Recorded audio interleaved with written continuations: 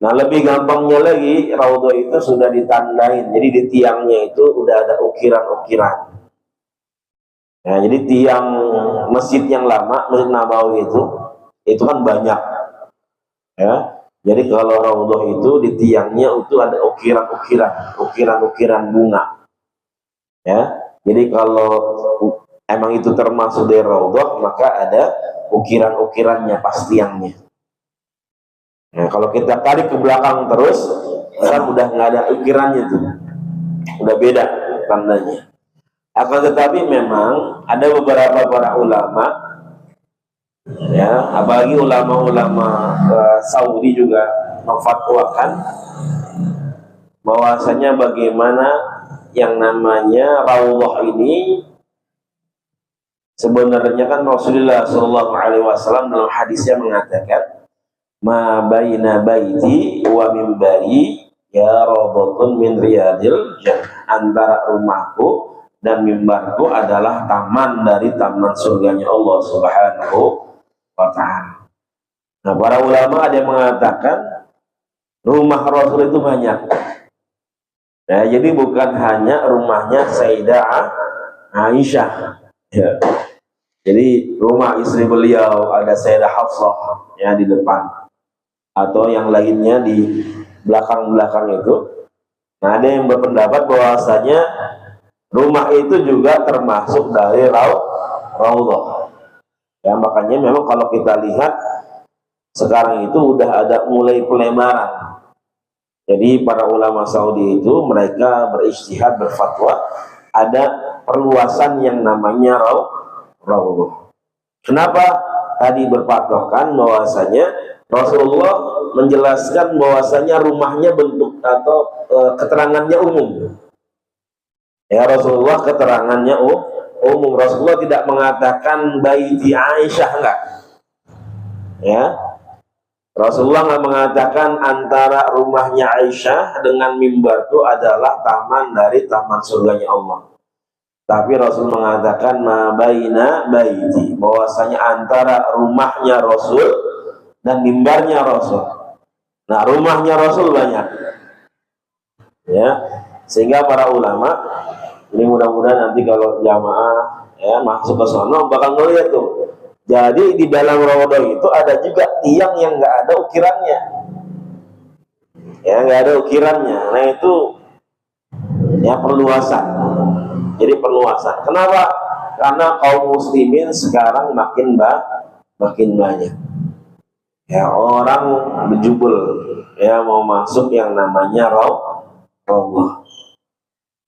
Ya, maka untuk memaksimalkan ya ada fatwa atau ijtihad para ulama khususnya di Saudi bahwasanya yang namanya raudhah itu bukan hanya saja rumahnya Sayyidah Aisyah. Ya.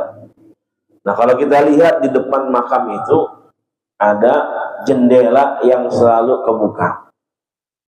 Ya, nanti iseng-iseng udah ramai di Instagram, di TikTok itu banyak.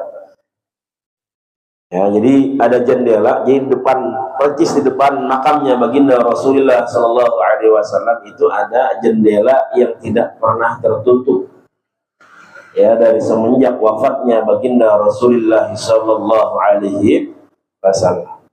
Ya, rumahnya siapa itu? Rumahnya Hafsah. Ya, istri Rasul juga. Ya, Hafsah binti Umar. Ya, Umar Al-Faruq radhiyallahu taala anhuma. Jadi Sayyidah Hafsah ketika Rasulullah sallallahu alaihi wasallam meninggal, kemudian rumah dia sebenarnya kalau bahasa kita tuh kerpuling. Itu rumahnya Abdullah, ya Abdullah bin Umar, anaknya Sayyidina Umar juga. Artinya saudaranya Hafsah.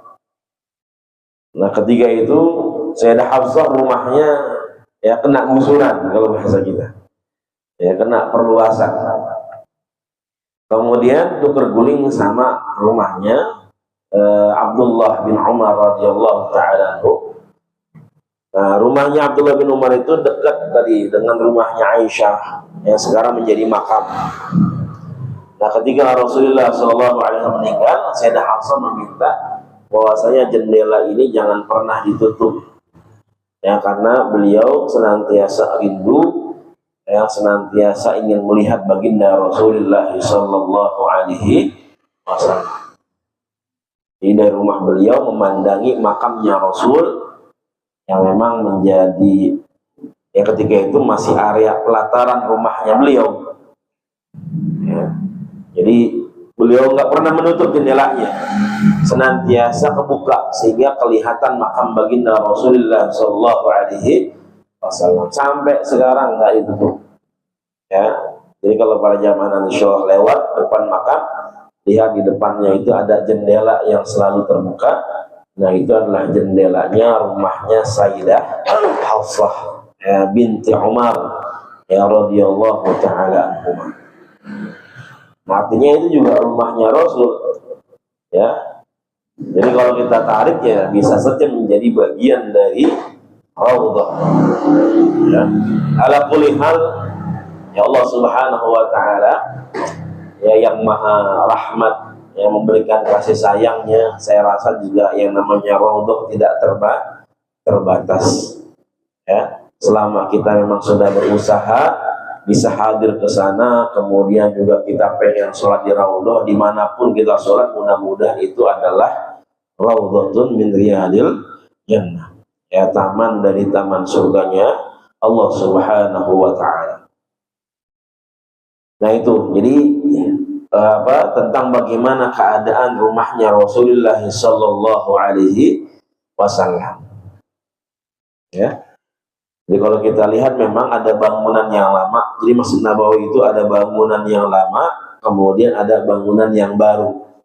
Yang megah itu adalah renovasinya kerajaan Saudi. Kalau yang lama itu ya dari zaman Rasul, kemudian para sahabat, ya kemudian juga dinasti atau Daulah Abbasiyah, ya Daulah Abbasiyah, Daulah Umayyah dan sebagainya. Nah itu.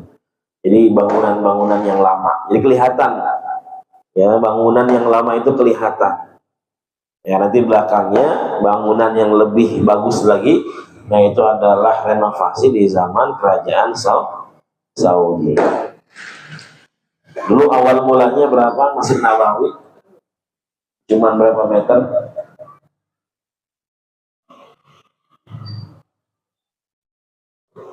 Berapa meter?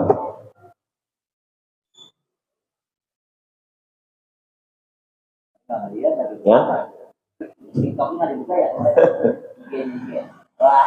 ya 1000 meter.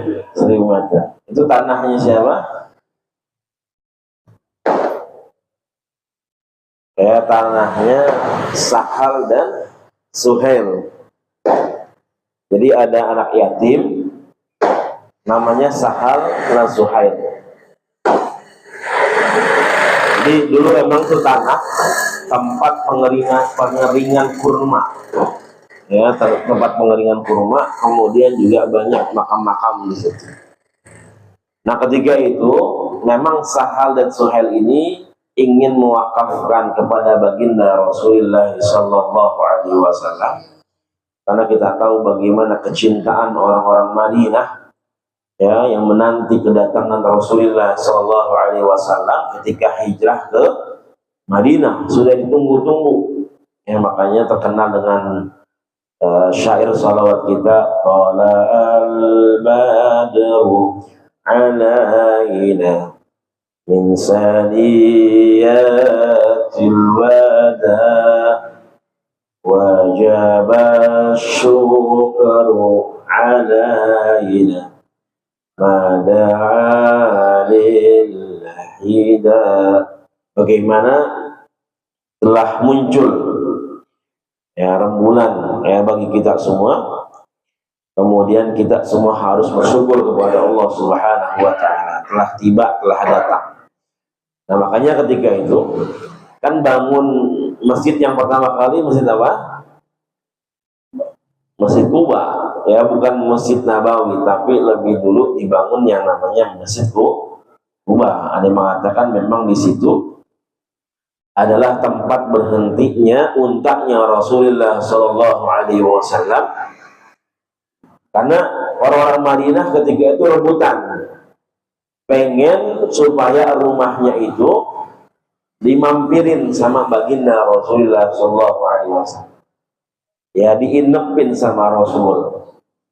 Makanya Rasulullah dengan akhlaknya yang mulia, kalau beliau langsung milih siapa orangnya, takut orang Madinah yang lain kecewa dengan beliau. Makanya akhirnya bagaimana beliau menunggu atau melihat di mana untaknya berhenti. Jadi gimana untaknya saja. Nah, ketika itu untaknya itu berhenti di rumah sahabat senior Sayyidina Ayyub ya Al-Ansari. Jadi udah sepuh juga ya Ayyub Al-Ansari radhiyallahu taala anhu. Nah itu ya, Sayyidina Ayyub termasuk sahabat yang memerdekakan yang namanya Konstantinopel ya di Turki itu. Ya, yang akhirnya ditaklukkan oleh Muhammad Al-Fatih. Ya, kemudian setelah itu baru dibangun yang namanya Masjid Nabawi. Nah, Sahal dan Suhail ini ingin mewakafkan, akan tetapi Rasulullah nggak mau. Ya, Rasulullah pengen beli aja tanahnya, pengen dibayar ya dengan dirham, dengan dinar. Ya, karena beliau kedua tuh Sahal dan Suhail adalah anak yatim. Ya, tapi Sahal dan Suhailnya pengennya tanahnya tersebut diwakafkan. Itu kemudian di sini bagaimana yang namanya Rasulullah SAW, kemudian juga tadi para sahabat yang termasuk ahlus sufah, yang mereka yang zuhudnya luar biasa. Lagi-lagi zuhud ya bukan meninggalkan dunia seluruhnya, tapi seimbang antara dunia dan akhirat. Ya, kita ambil yang baik-baik dari dunia untuk kebaikan akhirat kita. Wabtaghi fima ataqallahu daral akhirah wa la tansa nasibaka minad dunya. Kata Allah, cari keberkahan negeri akhirat, kemudian jangan lupain bagian dari dunia. Nah, begitu. Ya, makanya kemarin kita jelaskan nggak boleh yang namanya seharian nggak makan, maunya ibadah terus, ya sebulan puasa full terus, nggak mau nikah, ya. Nah, itu bagian dari yang namanya dunia. Ya, maka jangan ditinggalin. Nah, ini Abu Hurairah radhiyallahu taala anhu, beliau memang sering kali nggak punya makanan. Begitu juga baginda Rasulullah SAW. Tapi kalau makan bersama Rasul itu semua ya sahabat terpenuhi. Ya, semua sahabat menjadi kenyang. Padahal kalau dilihat makanannya ya nggak terlalu banyak. Ya, tapi karena kemuliaan keberkahan baginda Rasulullah SAW, ya walaupun makanannya sedikit apapun, tapi ketika makan dengan para sahabat, ya para sahabat makan juga bersama Rasulullah SAW, yaitu ya cukup. Dan para sahabat tadi ahlus sufah, kemudian tidak pernah meminta, tidak pernah mengemis ya kepada orang. Ya. Jadi ini bagaimana kehidupan baginda Rasulullah SAW. Kemudian hadis selanjutnya, hadis yang ke-70, haddatsana Qutaibah, haddatsana Ja'far ibnu Sulaiman ad-Dubai an Malik ibn Dinar qala ma syabi'a Rasulullah sallallahu alaihi wasallam min khubzin qattun wala lahmin illa ala dhafafin. Qala Malik sa'altu rajulan min ahli al-badiyah madhafafu qala ayyatanawala ma'an nas. Ya, dari Qutaibah yang disampaikan dari Ja'far ibn Sulaiman ad-Dubai, Diceritakan dari Malik bin Dinar, beliau mengatakan, "Ma syabi'a Rasulullah sallallahu alaihi wasallam min khubzin qattun wala lahmin illa ala dhafafin." Bahwasanya Rasulullah sallallahu alaihi wasallam enggak pernah kenyang. Bahwasanya Rasulullah dalam dirinya, perutnya enggak pernah kenyang dari yang namanya khubzin, dari yang namanya roti, wala lahmin, dan juga daging, ya. Jadi Rasulullah SAW itu nggak pernah kenyang dari yang namanya roti kemudian daging. Subhanallah. Illa ala dhafafin, kecuali ya beliau bisa kenyang dengan yang namanya dhafaf. Apa itu dhafaf? Dijelaskan ya bahwasanya namanya dhafaf itu adalah ayatana wala ma'an nas. Ya, bahwasanya yang namanya dhafaf itu makan sama orang lain baru kenyang. Ya, jadi kalau makan dengan makanan sendirian itu nggak kenyang, tapi ketika bersama ya sahabat yang lain, ya maka Rasulullah Shallallahu Alaihi Wasallam merasakan kenyang. Ya, artinya ya bagaimana ya kemuliaan baginda Rasulullah Shallallahu Alaihi Wasallam, ya keberkahan beliau, kemuliaan beliau, yang senantiasa ya ingin bersama para sahabatnya. Ya tadi ketika makanannya nggak terlalu banyak tapi bisa mencukupi ya para sahabat yang makan bersama Rasulullah Shallallahu Alaihi Wasallam. Ya sama dengan kisahnya Nabi Ibrahim ya radhiyallahu ta'ala anhu. Ya, Nabi Ibrahim alaihissalatu wassalam itu beliau juga kalau makan keluar, ya makannya keluar, ya nyari orang. Ya, di kitab Nasairul Ibad itu dijelaskan bagaimana beliau harus berjalan keluar ya beberapa mil, ya 5 mil dan sebagainya, itu untuk makan ya bersama orang lain. Nah, ini bagaimana kedermawanan ya kemudian kasih sayang baginda Rasulullah Shallallahu Alaihi Wasallam. Nah, ini bab 9 tentang bagaimana kehidupan baginda Rasulullah Shallallahu Alaihi Wasallam. Jadi Rasulullah ya dibilang miskin juga nggak miskin, ya, tapi Rasulullah SAW itu adalah orang kaya, ya, orang kaya, tapi memang kehidupannya yang senantiasa sederhana. Ya, kayanya seperti apa? Rasulullah SAW itu pernah yang namanya kurban. Ya, kurbannya berapa tuh? 100 ekor unta. Ya, 100 ekor unta. Ya, kali berapa puluh juta tuh? Oke. Unta berapa harganya tuh? Ada 100, macam-macam juga dia kualitasnya, sama kayak sapi. Ya. Ada juga yang 30 mungkin ada. Ya 30, ya 50. Ya yang mahal juga ada. Nah, itu Rasulullah SAW ya sampai berkurban 100 ekor unta. Ya. 63 ekor beliau yang menyembelih, ya kemudian sisanya disembelih oleh Sayyidina Ali bin Abi Thalib ya radhiyallahu ta'ala anhu.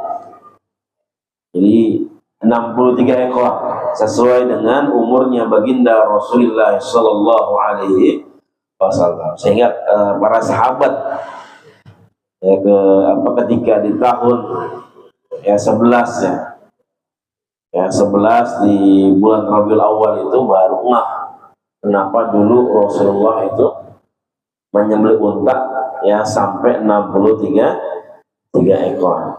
Ya, jadi beliau sendiri yang menyembelih dengan tangan beliau yaitu 63 ekor. Selebihnya diteruskan oleh Sayyidina Ali bin Abi Thalib ya radhiyallahu ta'ala. Ya, subhanallah.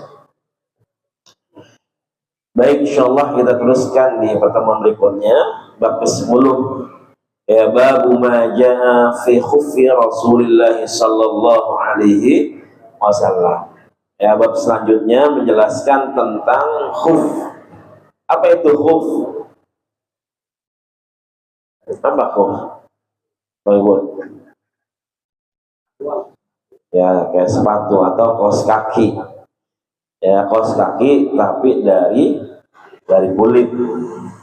Nah, itu nanti insya Allah kita akan jelaskan. Kemudian bagaimana pendapat para ulama fikih, ya, tentang bagaimana membasuh yang namanya khuf atau membasuh yang namanya kaos kaki kalau sekarang, ya, dalam perspektif para fuqaha, ya, para ulama fikih.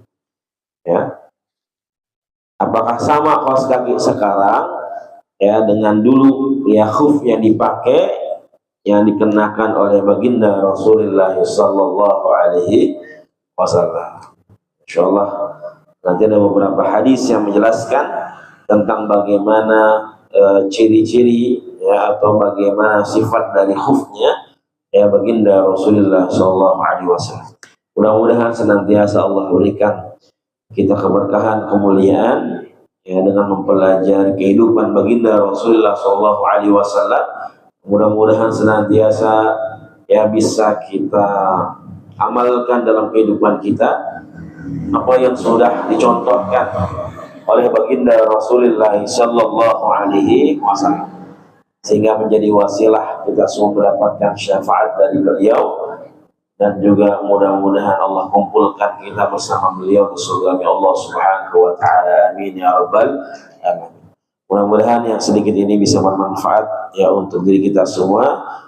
Mohon maaf atas salah dan khilaf yang benar Allah Subhanahu wa taala. Hadanallahu wa iyyakum ajma'in wal afu minkum. Summa assalamu alaikum warahmatullahi wabarakatuh. Waalaikumsalam warahmatullahi wabarakatuh.